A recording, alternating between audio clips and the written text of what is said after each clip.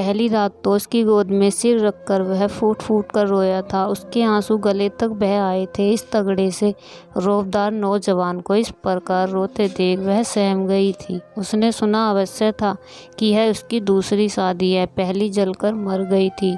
दुनिया में लोग दूसरी शादी करते हैं। जो जल भुन गया उसके बारे में सोचने की जहमत उसने नहीं उठाई थी। पुलिस की नौकरी है लड़के की। ससुर भी पुलिस विभाग से रिटायर है। अच्छी खासी पेंशन पा रहे हैं। माना कि एक 4 वर्ष का बच्चा है, कोई बात नहीं, खाता पीता पड़ा रहेगा। उसे संभालने के लिए तो सास ससुर पर्याप्त हैं। वैसे भी 30 की पक्की उम्र हो रही थी उसकी। एक तो बाप की गरीबी, दूसरे गांव की बदनामी। चुटकी भर सिंदूर के लिए तरस गया था जीवन। मान लिया था उसके माता पिता और स्वयं उसने भी कि अब उसे समझौते वाली शादी ही करनी पड़ेगी। उसने पूरे मन से अपनी स्थिति स्वीकार की थी। रह गई बात दूसरी औरत की झूठन की, तो कौन जानता है कि कौन ने झूठा है। वह कौन सा इसके लिए अपने को बचाकर रख सकी है। जीवन जीने के लिए समझौता तो करना ही पड़ता है। उसे जी जान से प्यार किया था मैंने। ना जाने क्या हुआ जो इस प्रकार मुझे छोड़कर चली गई। वह सिसक रहा था। शांत हो जाइए, तकदीर पर किसका बस चला है। जितने दिन का साथ लिखाकर लाई थी उतने दिन निभा कर चली गईं। ये तो लगता है मुझे आपकी सेवा का मौका मिलना बदा था। यदि वे होती तो मैं भला क्यों आती आपके जीवन में। उसने अपनी कामदार साड़ी के आंचल से उसके आंसू पोंछे। उसकी आंखें भी भरी गागर सी छलक पड़ी थीं। वह नादान बच्चे की तरह उसकी बातें स्वीकारता रहा। आप पुराना सब कुछ भूल जाइए, जैसे वह आपका पिछला जन्म हो। मुझसे जितना बन पड़ेगा आपकी सेवा करूंगी। समय सब कुछ भुला देता है। उसने दार्शनिक मुद्रा में समझाया था। मेरा एक नन्हा सा बच्चा है, देखा नहीं तुमने उसे। उसने उम्मीद भरी निगाहों से उसे देखा है। वह तो पहले ही मेरी गोद में आकर बैठ गया था। उसने बात समाप्त की थी। वह सुबह देर तक सोता रहा। उठा तो बेहद झुंझलाया हुआ। इसे डांटा, उसे डांटा, यह तोड़ा, वह पटका। माँ दौड़ दौड़ कर उसके काम करती रही। ले देकर वह ड्यूटी गया, बार बार अंदर बाहर होते होते। दूसरी रात उसने पी रखी थी। पहले घर में घनघोर तमाशा मचाया। माड़िक डर कर कहीं छिप गया था। माँ थर थर काँप रही थी। बाप से कुछ कहते नहीं बन रहा था। उसे तो काटो तो खून नहीं था शरीर में। शराब पीता है, चलो कोई बात नहीं। हमारे सेंधा में तो लगभग सभी पीते खाते हैं। पापा भी तो पीते हैं। वे तो ड्राइवर हैं। उनका पिए बिना कहाँ चलने वाला है। यह भी तो पुलिस में है। बहुत तनाव रहता है इनके जीवन में। सब चलेगा। उसने स्वयं को हर प्रकार के सदमे से मुक्त किया। मैं पीता नहीं। शादी की खुशी में दोस्तों ने पिला दिया। तुम नाराज़ तो नहीं। कमरे में वह एक अच्छे आदमी की तरह शांत था। कोई बात नहीं, हो जाता है कभी कभी। ऊपर से वह भी सामान्य लग रही थी। उसकी आंखों में वासना के डोरे उभरे जा रहे थे। सिगरेट के कस के साथ साथ वह उसके एक एक अंग की माप तोल कर रहा था। उसने अनायास उसकी साड़ी खींच दी। उसका हास्य समझकर वह गहरे से मुस्कुराई। बड़ी गर्मी है, कहते हुए उसने अपने कपड़े उतारकर कुर्सी पर रख दिए। उसने शर्म से अपनी आंखें बंद कर ली थीं। बाहर एकदम शांति थी। ऐसा लग रहा था जैसे सो गए हों। गर्मी की रात थी। 2 कमरे का क्वार्टर, सामने घेर का आंगन बना लिया गया था। उसी में सब लोग सोते थे गर्मी की रातों में। वैसे तो कमरे में सीलिंग फैन चल रहा था, किंतु लग रहा था जैसे हवा सूरज से मिलकर आ रही हो। उसके शरीर पर जैसे चींटियां रेंगने लगी थी। वह पास आ गया था। उसकी बाहों का घेरा सख्त हुआ। वह पलंग पर गिरा दी गई। अरे ये क्या करते हो। वह पीड़ा से चीख पड़ी थी। कुछ समझे इसके पहले ही छाती तथा जांघों के बीच कई जगह जलती सिगरेट से जल चुकी थी। जलन और तापमान की स्वाभाविक प्रतिक्रिया उसने उसे पर धकेल दिया। मुझे धकेलती है, मादर वैश्या कहाँ कहाँ भाड़े पर चली है, मैं नहीं जानता क्या। उसने एकदम से अपना राग बदल दिया। जलाते क्यों हो मुझे। उसने कातर दृष्टि से उसे देखा। अरे क्या करूं, यह शरीर है। तेरा, खुरपी से छीलो तब भी कुछ हाथ ना आए। तू तो पूरी खोजा है, हाय रे मेरी बड़ी। उसने उदास भरी कमर का सारा मांस गोल गोल होकर जैसे छाती पर सज गया था। नशे के कारण मन की कुंठा जबान पर आ गई। अरे तो इसमें मेरी क्या गलती है? सबके शरीर की बनावट एक जैसी होती है क्या? वह तिलमिला उठी। जाओ कमरे से बाहर, मुझे तुम्हारी कोई ज़रूरत नहीं है। वह भयानक ढंग से चीख रहा था। उसकी आंखें सुर्ख अंगारे की तरह दहक रही थी। मुंह से लार निकलकर चेहरे पर इधर उधर फैल रही थी। वैसे तो जैसे जीवन दान मिल गया। वह तेजी से दरवाजे की ओर भागी ही थी कि वहां पकड़कर खींच लिया उसने। खबरदार, बाहर निकली तो हमेशा के लिए बाहर। ठीक है, हमेशा के लिए जा रही हूँ। उसका गला रुंध गया था। खींचकर बाहों में जकड़ लिया था उसने। चूम चूम कर उसे बेहाल कर दिया। ना जाने कहाँ से इतना प्यार का सागर उमड़ आया उसके व्यवहार में। माफ़ कर देना सरला, मैंने मजाक किया था। मैं देख रहा था कि तुम कितना सह सकती हो। तुम तो मेरा उजड़ा घर बसाने आई हो। कभी मुझसे दूर मत जाना, वरना मैं तो बिना मारे मर जाऊंगा। वह जार जार रोने लगा था। मुझे माफ़ कर दो, वरना अपनी जान दे दूंगा। वह इधर उधर कुछ खोज रहा था जिससे अपनी जीवन ख़त्म कर सके। ये रहा बिजली का बटन, इसे उखाड़कर तार छू लेता हूँ। वह बोर्ड की ओर बढ़ा। नहीं नहीं, ऐसा मत कीजिए। मैं भला आपसे नाराज़ होकर कहाँ जाऊँगी? अब तो जीवन वरण आपके ही साथ है। उसने बलपूर्वक उसे अपनी तरफ खींचा। वह चीखती रही। सारे फोड़े फूट गए। देह जैसे कोलू में पैरी गई हो। अंग अंग टूट रहा था। उसके अंतर मन में घृणा के सैलाब उमड़ रहा था। उस दिन सुबह वह बड़ा प्रसन्न था। सबसे हंस हंस कर बातें कर रहा था। वह दर्द और जलन की मारी कमरे में ही लेटी थी। किसे बताए, चेहरा किसी को दिखाने के लायक नहीं बचा। चाल में लंगड़ाहट, चेहरे पर मुर्दनी। वह सुबह जल्दी उठ नहीं पाई। सास ने बुरा सा मुंह बनाया। सारा काम निपटाया। वह उसे एक प्याला चाय दे गया था। आराम करो, अम्मा सब संभाल लेंगी, कहता हुआ ड्यूटी चला गया। हर रात उसके लिए काल रात्रि थी। सिर पर सिंदूर जलता रहता था आग की तरह। मेरी तकदीर ही फूटी है। पहली ने इतने कलंक लगाए, लोगों ने जलाकर मार डालने तक का आरोप लगाया। 10 साल के बाद उसे ना जाने क्या सूझी जो एक बच्चा छोड़कर जल मरी। दूसरी लाए तो यह अपने आप को ना जाने क्या समझती है। औरत जात का धर्म क्या होता है, किसी ने बताया नहीं इसे। ऐसा लगता है। अरे मुंह अंधेरे उठो, घर बाहर साफ सुथरा करो, सबका भोजन बनाओ, समय बचे तो कुछ सिलाई बुनाई करो। महीना भर सहने के बाद सास ने एक दिन सुना ही दिया था, माँ मैं करना चाहती हूँ परंतु कर नहीं पाती। जरा देखो ये दाग किसके हैं, गोल गोल जले हुए। कुछ अच्छे होते हैं तो कुछ नए बन जाते हैं। ये पूरे शरीर पर हैं। इनके दर्द से मैं बेहाल रहती हूँ। नज़रें झुकाए झुकाए उसने आंचल हटाकर सीने की गोलाइयों पर पड़े घाव दिखा दिए। हाय राम, ये किसके दाग हैं? लगता है कोई चर्म रोग है। परंतु ऐसे दाग तो बड़ी के शरीर पर भी दिखते थे। उसकी आंखें कुछ सोचने वाले अंदाज में सिकुड़ गईं। ये सिगरेट से जलने के घावों से बने दाग हैं। उसके स्वर से पीड़ा की गागर छलक रही थी। कैसे जल जाती हो तुम लोग? रुको, आज मोहन से कहती हूँ कमरे में सिगरेट ना पिया करे। उसने सब कुछ समझकर भी अनजान बनते हुए कहा था। उस रात उसने जरा सा संकेत भर किया था, मुझे घर के काम में माँ की मदद करनी चाहिए। ऐसा अच्छा नहीं लगता। माँ कुछ कह रही थी क्या? उसकी त्योरियां चढ़ गईं। कह रही थी तो क्या गलत कह रही थी? शादी एक ही काम का नाम नहीं। मुझे भी थोड़ी राहत चाहिए। आज आप बाहर सो जाइए, उसके स्वर में निवेदन था। वह इस प्रकार उछलकर बाहर निकला जैसे बिच्छू ने डंक मार दिया हो। मेरा जरा सा सुख तुझसे देखा नहीं जाता। तू तो सापिन से भी ज़्यादा जहरीली है। कितने दिन उसे आए हुए जो उसने तेरा पानी पिंडा नहीं किया। बक बक कर तेरा मुंह खुल गया है। इसी मुंह के कारण बड़ी जल मरी, अब फिर वही शुरू कर रही है। वह बिफरे सांड की तरह आंगन में फेरा दे रहा था। वह संकोच से मरी जा रही थी।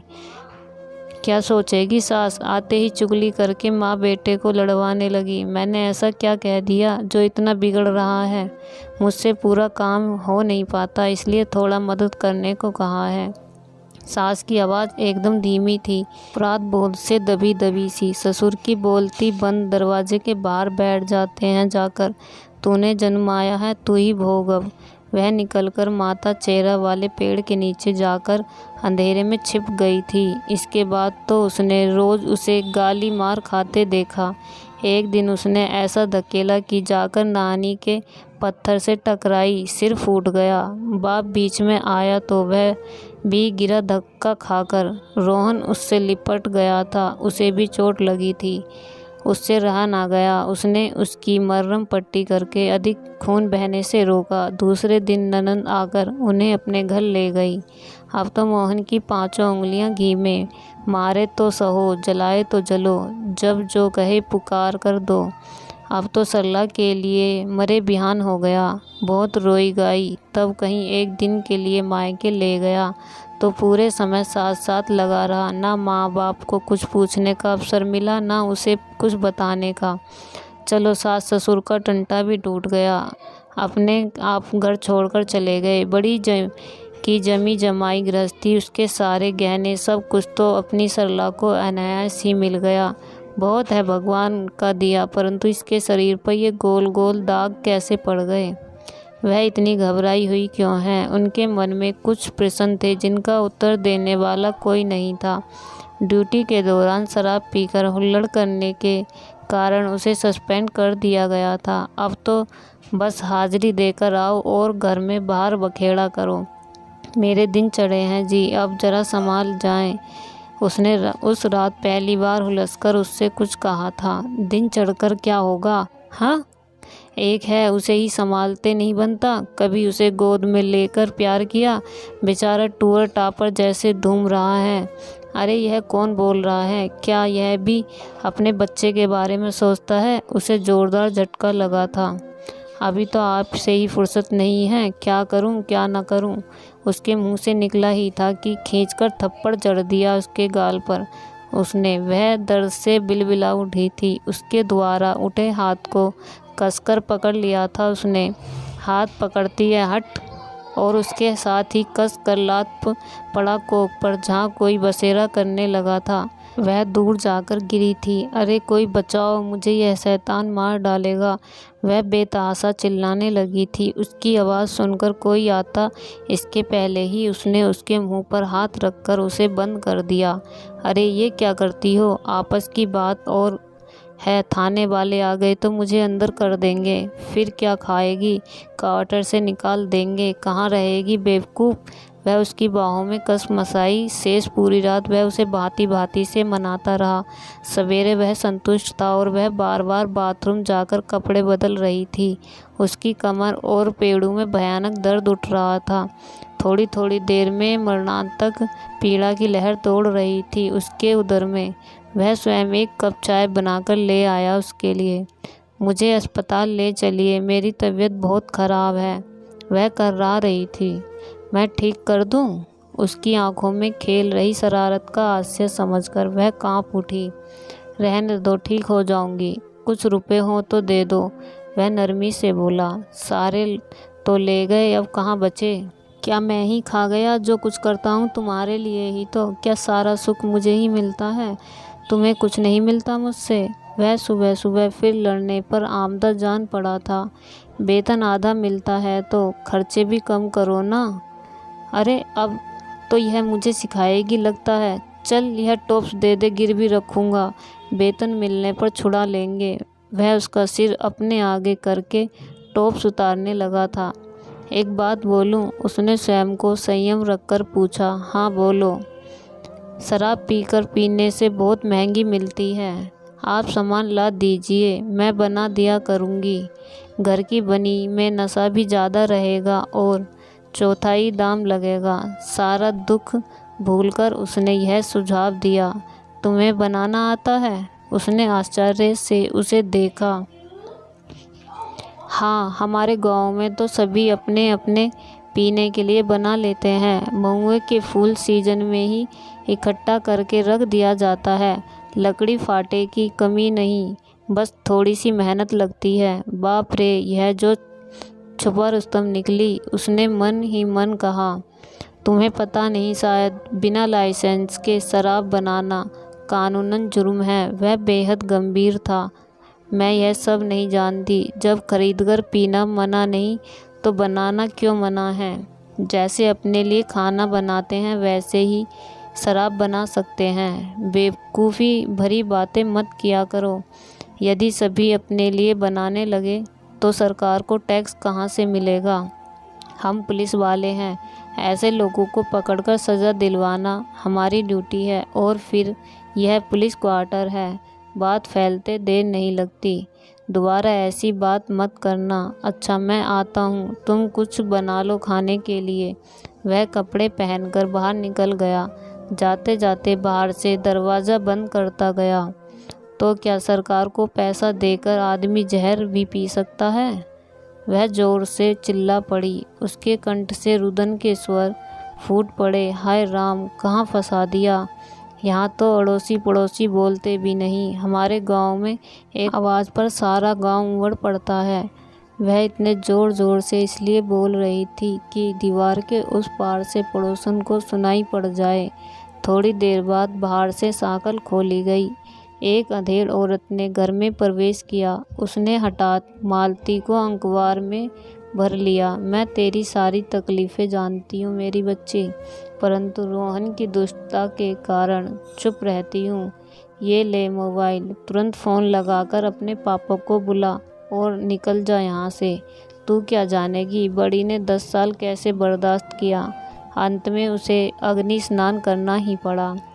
स्त्री को पीड़ा देकर ही रोहन को संतुष्टि मिलती है। लगता है पी पी कर इसका दिमाग फिर गया है।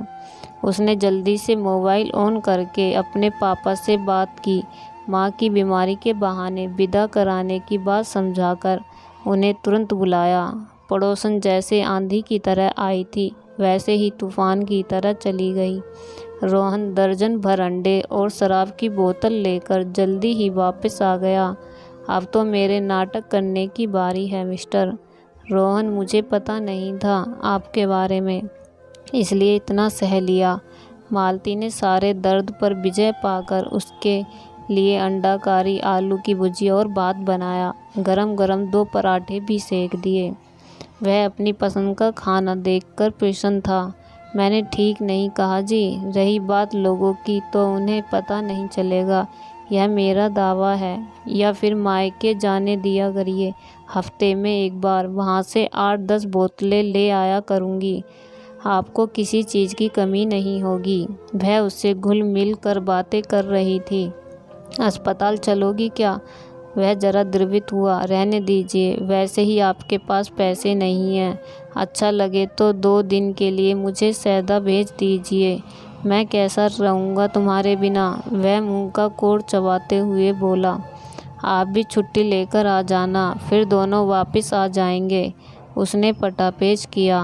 दूसरे दिन ससुर को आया देखकर वह हड़बड़ा गया। उसे दाल में कुछ काला प्रतीत हुआ। वह कल से ही जाने की रट लगाए हुए है और आज यह आ गया बिना किसी सूचना के। कैसे आना हुआ पापा जी का?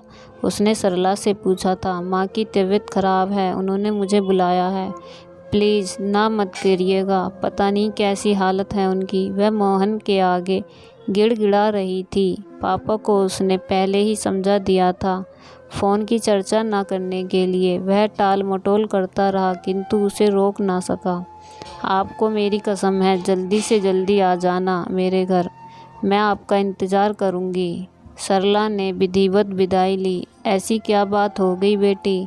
हम लोग एकदम से हड़बड़ा गए थे। कहीं इस प्रकार फ़ोन किया जाता है? माँ ने स्नेह भरी झिड़की दी। उत्तर में उसने ब्लाउज उतारकर उनके हाथ में दे दिया। सीना, कमर, पीठ, पेट सब जगह ढेरों चवन्नी के बराबर जले के घाव, ढेरों दाग। साया उतार कर जांघों के घाव दिखलाए। पेट की चोट से उसका गर्भ स्राव हो गया था। रक्तस्राव अब भी जारी था। माँ उसे हृदय से लगाए देर तक रोती रही। पापा ने अस्पताल ले जाकर इलाज करवाया। 4 माह में उसका वजन 10 किलो कम हो गया था। चेहरा श्रीहीन, गाल पिचके और सामने के दांत बड़े दिखने लगे थे। वह तो माँ से भी बड़ी नज़र आ रही थी। कुछ खातिरदारी करनी चाहिए पतिदेव की। आना तो पक्का है, क्योंकि उसे पूरा विश्वास था कि वह उसके मनोभावों से अपरिचित था। उसके सारे गोल धब्बे एक साथ जल उठे। वह ऐसे छटपटाई जैसे ताज़े फोड़े रगड़कर खाकर अभी ही फूट रहे हों। वादे के अनुसार घर के पिछवाड़े मटकी चढ़ाकर 1 नंबर की दारू उतरवाई। इसके तेज को सहना सबके बस की बात नहीं। तीसरे दिन एक जिम्मेदार पति की तरह वह सास का हालचाल पूछता हुआ आ गया। सबने पहले जैसे ही मान सम्मान किया। वह पूरी तरह आश्वस्त था। तालाब से मारकर लाई गई रोहू मछली और हाथ की उतारी शराब। मज़ा आ गया भाई ससुराल का। उसके लिए अलग कमरे की व्यवस्था थी। बड़े गुरु हैं, जानते हैं बेटी दामाद मिलना जुलना चाहेंगे, या हो सकता है मालती ने ही होशियारी से यह व्यवस्था करवाई हो। नशा गहराता जा रहा था। वह सरला के दबे पांव आकर बगल में सो जाने का इंतजार कर रहा था। नंबर 1 अपना असर दिखा रही थी। आंखें मूंदी जा रही थी। नींद और नशे के प्रभाव से वह बेसुध हुआ चाह रहा था कि कमरे में कुछ हलचल हुई। कुछ परछाइयाँ झिलमिलाई। हाथ पैरों में कुछ तनाव का अनुभव हुआ। लगा जैसे उसे कसकर बांधा जा रहा है। चढ़ने से पहले ही उसका सारा नशा हिर हो गया। हाथ में डंडे लिए 4 युवक और चप्पल लिए 4 युवतियाँ धीरे धीरे उसकी ओर बढ़ रही थीं। असंत संकट देख उसकी सारी हैकड़ी निकल गई। वह गिड़गिड़ाने लगा। पहला डंडा पड़ने से पहले ही वह चीखने लगा, अरे मुझे क्यों मारते हो? दामाद की ऐसी खातिर की जाती है तुम्हारे गांव में, हैं? तड़ातड़ चारों ओर से डंडे बरसने लगे। उसकी चीख कमरे में गूंजती रही। लड़कियां उसके सिर पर चप्पल बरसा रही थी। जिसे तेरे साथ जीने मरने की कसमें खाई, उसे अकेली पाकर मारता है? ये ले जरा ढंग से तो 4 हाथ। यह पड़ोस में रहने वाली लड़की थी। शादी में बहुत लाड़ लड़ा रही थी। उसकी कीलदार चप्पल उसके चेहरे पर पड़ी थी। इसके कपड़े फाड़ दो तो एक महिला ने आदेश दिया। किसी ने इधर से खींचा, किसी ने उधर से। कपड़े फट गए। वह नंग दड़ंग पड़ा था इतने लोगों के बीच। इसे जले का दर्द बहुत आनंद देता है। बेचारा दामाद है, खातिर करो इसकी। वही औरत फिर बोली। चारों युवकों के हाथों में सिगरेट नाच उठी। अरे अरे अरे अरे अरे, मुझे मत जलाओ मेरे बाप, छोड़ दो, तुम्हारे पाँव पड़ता हूँ। अरे बाप रे, जला डाला हैवानों ने। वह चिल्ला चिल्ला कर रो रहा था। पेट, पीठ, बाहें, चेहरा सब हो गया। अभी जांघों के बीच बाकी है। एक ने निर्लिप्त भाव से कहा, नहीं बाप, तुम मुझे छोड़ दो। सरला, ओ सरला, कहाँ हो तुम? बचाओ मुझे इनसे। मैं पुलिस का जवान हूँ। बाद की भी सोचो जरा, दूर हटो मुझसे। वह पलंग पर बंधे बंधे कसमसा रहा था। हाँ, उसने निश्वास छोड़ी। अच्छा लगा ना जीजाजी? उसने जैसे ही उसकी बात सुनी ही ना हो। अब थोड़ा रगड़ कर नमक मिर्च डाल देते हैं, पूरा आनंद ले लीजिए। यह युवक पूरी तरह संजीदगी से बोल रहा था। भगवान के लिए मुझे माफ़ कर दो। मैं कान पकड़ता हूँ, किसी को नहीं जलाऊंगा। वह पूरी ताकत से छटपटाया। भैया बहुत हुआ, अब इसे छोड़ दो। अपनी करनी का फल भोगे जाकर सरला दरवाजे पर हाथ जोड़े खड़ी थी। तो दोस्तों, आपको ये दर्द भरी कहानी कैसी लगी? क्या एक शराबी पति ऐसे ही अपनी पत्नी के साथ करता है? तो आपको अगर पसंद आई हो तो प्लीज़ मेरा चैनल सब्सक्राइब करें, लाइक करें और शेयर करें। Thank you.